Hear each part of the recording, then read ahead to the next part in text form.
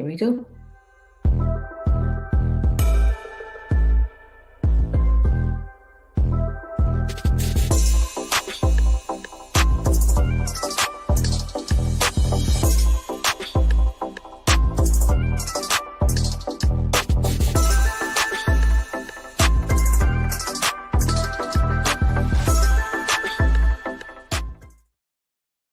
Hey, hey, hey.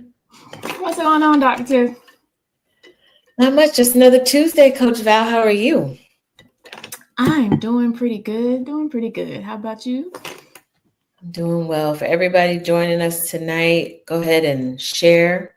Tell somebody about this episode because you know we start on time, right at 9 o'clock, because we want to respect your time and ours as well. So go ahead and invite somebody so they can join us tonight because we have another really great topic on tap for tonight's episode. We are going to be talking about teaching and earning and the gender pay gap in education. So if you've been in education, if you've been in a school, you don't even have to have worked in education, but if you have walked into a school building, you know the majority of the teachers are females. It's just the way it is.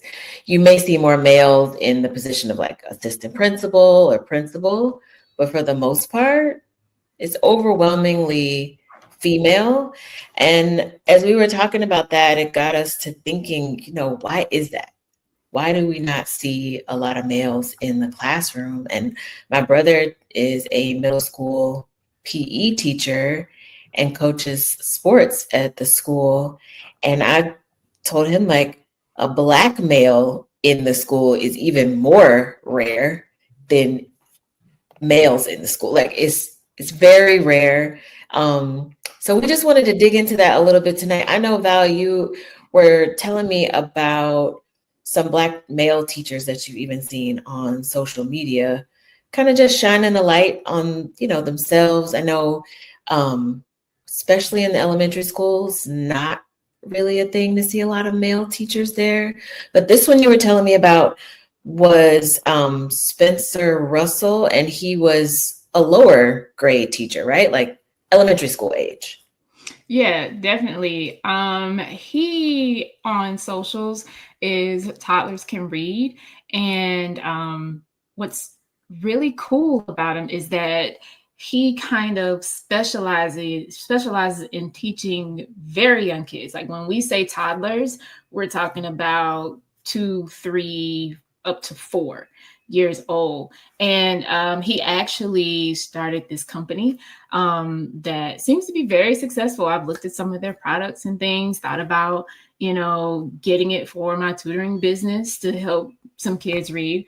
But he's a Black male in elementary school doing this and being great at it. And it caught my attention just because of that, because you generally don't see that.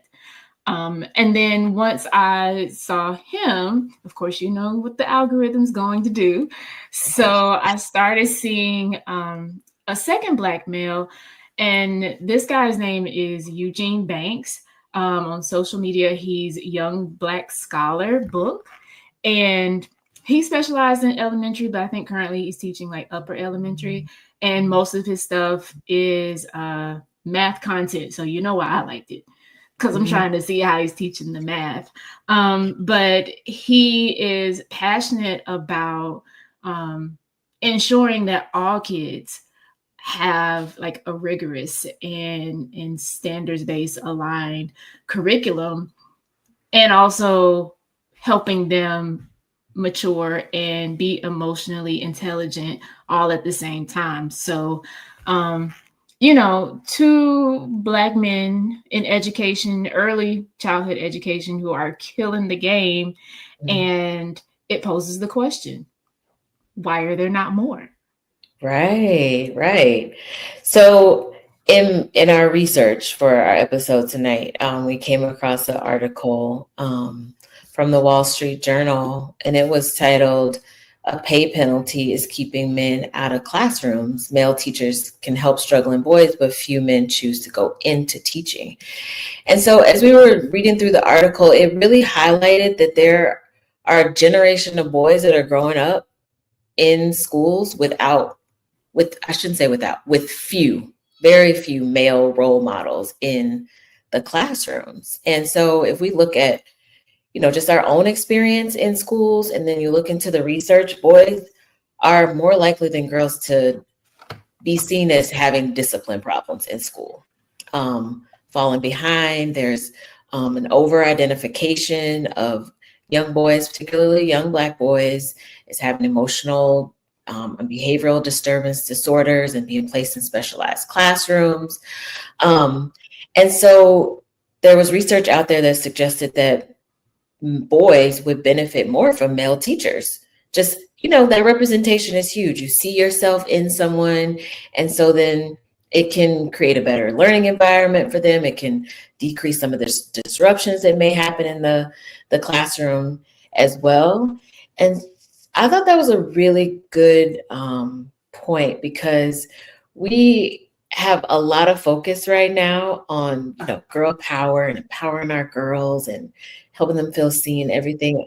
And I'm all for that. I love it. But as the mother of a son, I feel like our little boys are getting left out. The focus isn't there.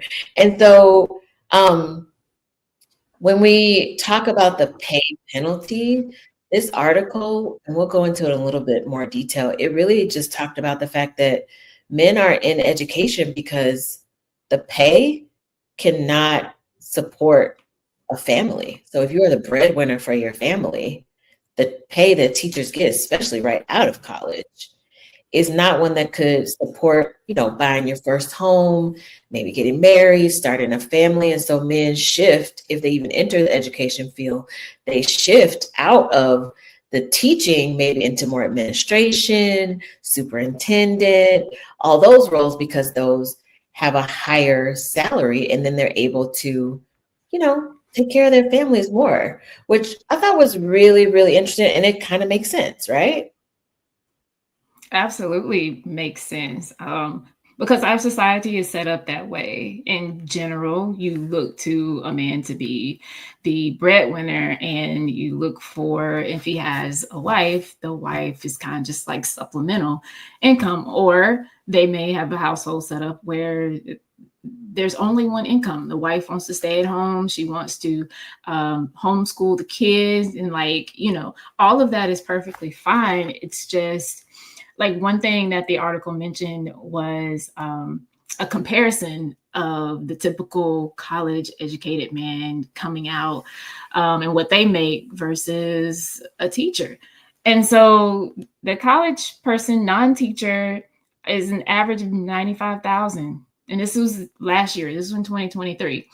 While the male teacher comes out, and I don't know where they got this number, 65,000, because that ain't nowhere near what Georgia is. But but I mean, even just with those numbers, though, that's a $30,000 pay gap starting out. So when you talk about trying to start a family, buy a home, and let's not even get into like trying to generate some generational wealth. Like you can't do that, not in this time and day, on that type of a salary.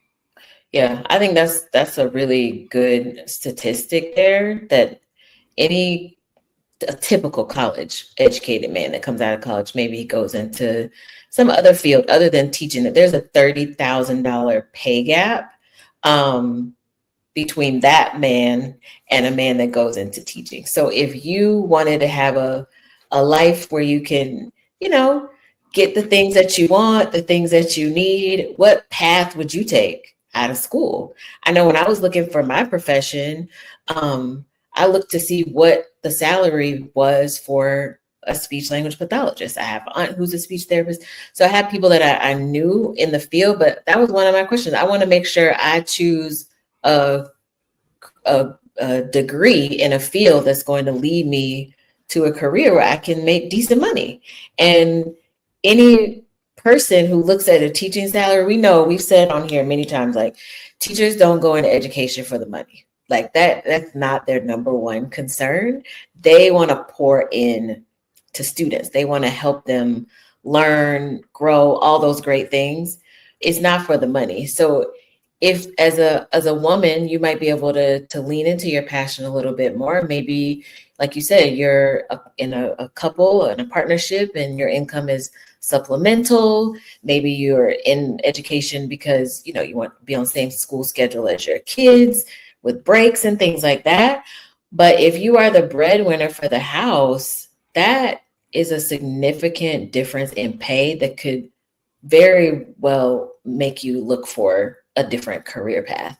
So I know in the article they also said, they quoted one of the president for the American Institute for Boys and Men, and he said, I worry a lot that teaching is sometimes perceived as something as a second earner profession rather than a breadwinner profession.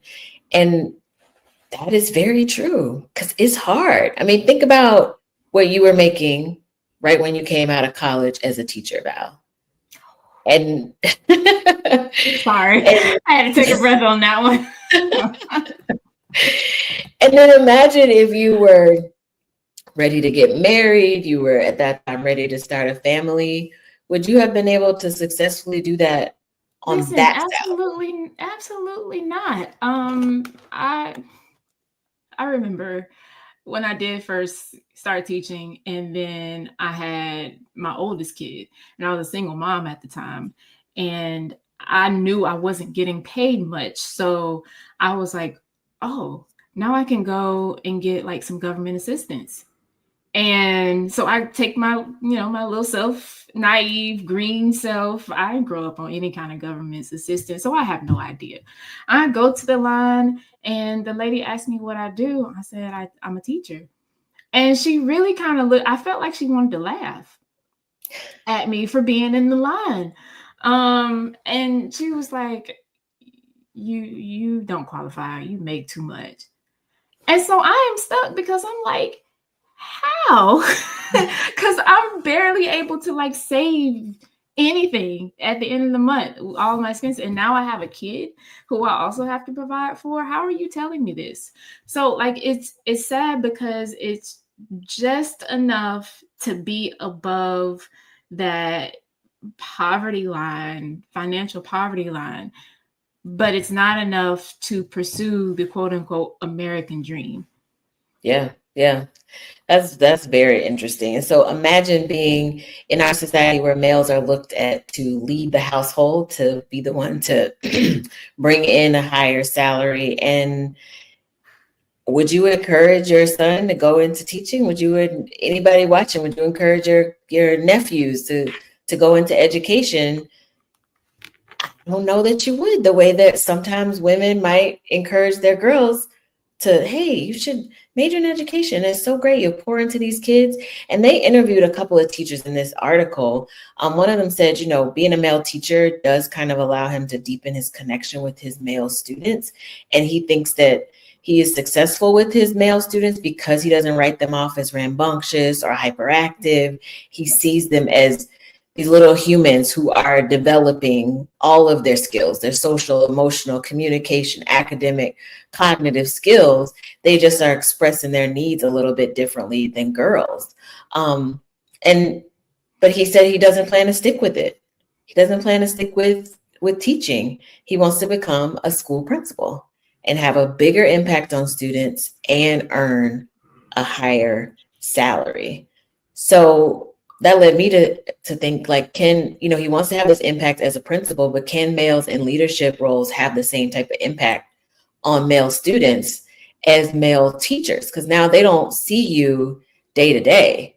Most times when you see the principal, you're what, in trouble? That's when you see the principal. So then can they have the same impact when they do move into these leadership roles? Because remember, we talked about how representation, it does matter. And when you can see yourself in someone who you see regularly and consistently, it can maybe change your demeanor, your attitude, your approach, everything. So what do you think? Can they have that same impact in the leadership roles?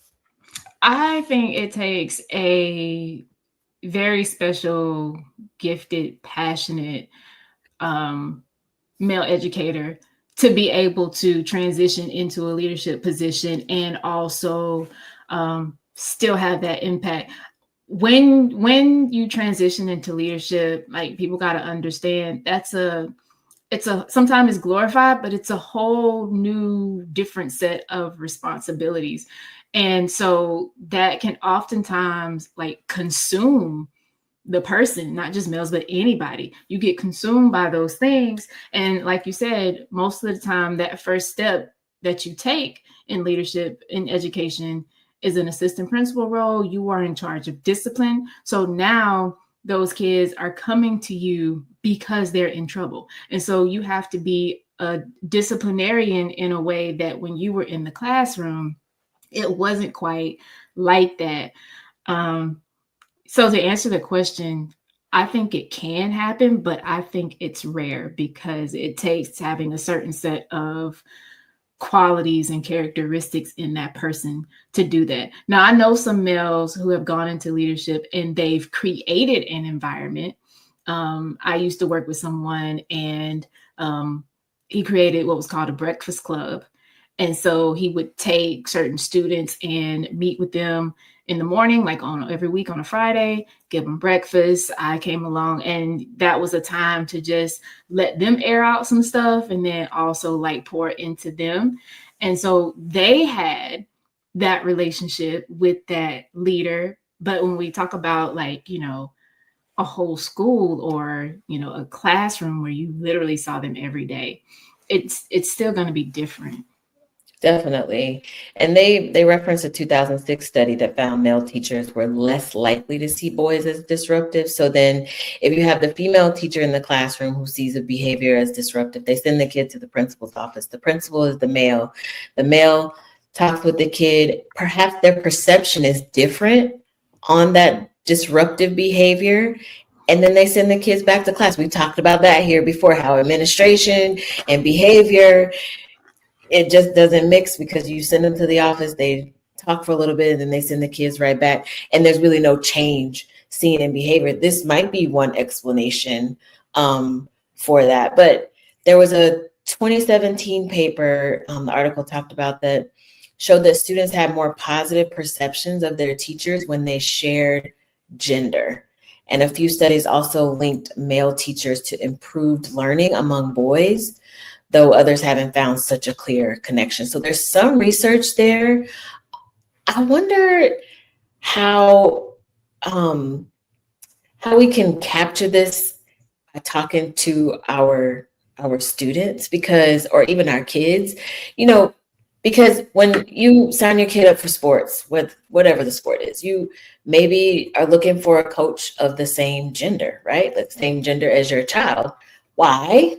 Because you want them to have that role model there explaining the sport to them. And that's the person who's teaching and guiding them. It makes sense. So then the same seems to be true here in the classroom, that you would want your kid to have that male teacher in the classroom. But with the salary discrepancies between men outside of the field and men in the field of education, I think we'll see it get harder and harder. I mean, the economy that we're living in right now makes even, what do we say, $65,000 if you are head of household and supporting your family with that, and you got a couple of kids, that could even get a little tricky there as well, depending on where you live in the country, right? So it's all kind of tied together, and I think you can conceptualize it a bit more if you think about instances where you seek out a same gender person to help your child with a specific issue or topic, whether you could take your kid to therapy, they see a counselor, you might be looking for a same gender therapist for them to go to and talk to. And so the concept is really the same in the classroom, what we're talking about here.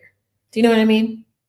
Absolutely. My oldest, when he was in middle school, and I was just thinking as you were talking, like, I think middle school is the place where we should have the most male Amen. teachers to balance out, and not just for the boys, but for the girls as well.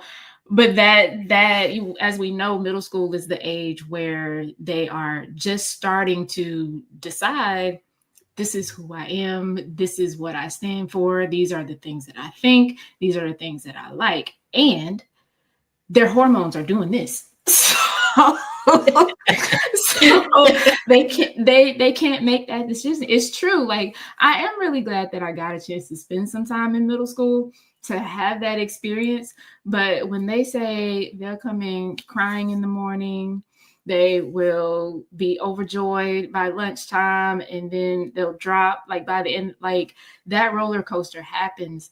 Having male definitely and female both present to address those things in the school building, I feel like is vital.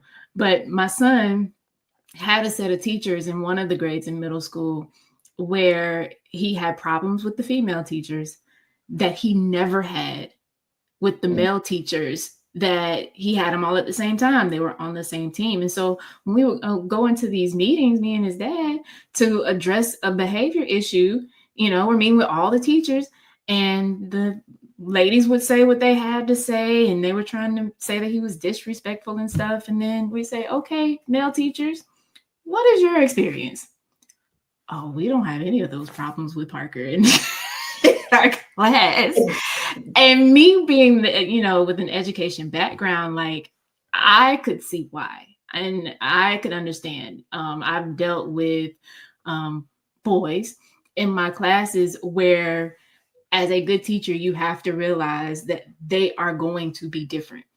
Like, so you have to accommodate for that difference in those boys. And if you don't try to be open and understand that, yeah, there's a male and female difference in behavior in our kids, and you have to adjust for that, you're going to have a hard time with the boys, especially our minority boys, to be quite honest. Yeah. And I think too, just the mere physical presence of a male, it does something to Absolutely. young males. Like, Absolutely. you see that in parenting. The kids act one way with the mom, one way with the dad. And so I think the same is true in education too. So, speaking to your experience, perhaps your son was tightening up and on point more in the male teacher's classroom versus in the female teacher's classroom. And then maybe the teachers were just perceiving the behavior differently as well. One may see, some chatter in the back of the classroom, and it's disruptive, and it's the worst thing ever. And the other one is like, the male teacher is like, hey, knock it off. And then it's done. Yeah, y'all chill out. And then right. And I think I like that you gave that example, especially by your experience in middle schools, because another thing that this article talked about was that their male teachers are less likely to teach younger students too. And you know how we talked on here many times about many topics and setting a foundation and how important that is. So setting that foundation comes when kids are younger, right? So if we know the impact on just the representation of a male teacher in the classroom have. We understand the behaviors can be perceived differently by a male teacher. And so then if we want our kids to progressively become more respectful, insightful, reflective as they get older, then we need to set a really good foundation when they're younger. So I think that is where we need to flip this, so we see more males at that age level. So then we're getting them when they're like the little sponges, when they're that little, they're just soaking up everything. And so not having them there, I think, creates more of those disruptive behaviors that we may see at higher grade levels like middle school and high school. Because this article showed pre-K and kindergarten, and this was a survey done from 2018 to 2022, and from pre-K to kindergarten, 3% male, 97% female. That's astonishing. Elementary was 20% male, 80% female. And then secondary, so your high school, 43% male and 57% high school. So you can see that jump from 3% in those really foundational grade levels, up to 20% in elementary and middle, and then 43%. So we still didn't even breach the halfway mark, even by the time they were in high school. And I just think I think that's a component of some of the issues that we see in the classroom and in schools day to day. A lot of kids are coming from single family homes where maybe the dad isn't in the home. And so having another female at school being the one telling you what to do, getting on to you about behavior, it sounds like the same noise you hear at home. And if you can ignore it at home, then you're going to ignore that in the classroom too, right? Versus that strong male voice calling your name or calling you out for something. That's going to get your attention because maybe you're not used to hearing that constantly. And it can like jolt you a little bit like, oh, dang, hold up. Let me just take a pause for a minute. So there's like so many layers here, but I think that's really like the crux of it. What do you think? Absolutely. I think that I don't want us to miss the fact that like when a kid comes into this earth, they need a mom and a dad. And I use the word need on purpose. They need that. There are certain things that a mother figure brings to the kid to nourish and grow them. And there are other certain things that a father brings to the kid to nourish and grow them. And nothing against any single mothers or any single fathers who are like doing the darn thing, because like I said before, I was in that situation, but I always knew when in that situation that my kid has to have a good influence from that other gender. Mm-hmm. And so, you know, it follows for inside of school on the pre-K and kindergarten level, they need that male, because most of the time the male is the one to bring the structure and enforce it. Mm-hmm.